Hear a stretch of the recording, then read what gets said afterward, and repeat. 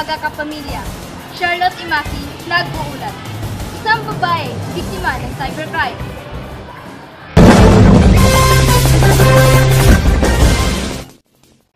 Di raw inakala ng 18 anyos na si Joy, di niya totoong pangalan, na ang pag-a-add bilang isang Facebook friend sa isang lalaking di niya kilala ay ang magdadala sa kanya sa isang matinding kahihiyan. Nakuha ng isang lalaki na si Justone Fabillar ang loob ni Joy nang di umano'y sa peking profile picture at pakilalang anak mayaman.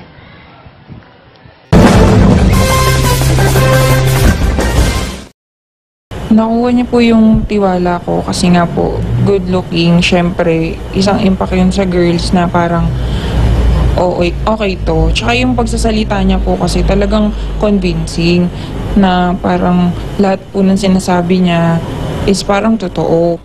Nag-request daw ang 23 anyos na suspect ng mga hubad na larawan ni Joy. Pinagbigyan naman ng dalaga sa pamagitan ng pagsisend sa cellphone. Niyaya daw siya nitong makipagtalik at nang tanggihan ni Joy, ipinost ng suspect ang mga larawan sa Facebook. Na-corner sa entrapment operation ang suspect at agad kinasuhan sa paglabag sa anti-violence law.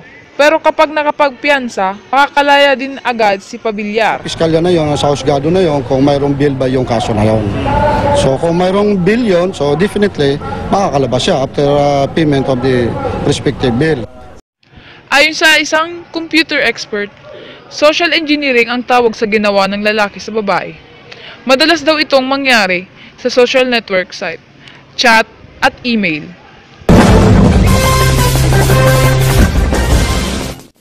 Abangan ang mga susunod na balita sa pagbabalik ng TVS Patrol.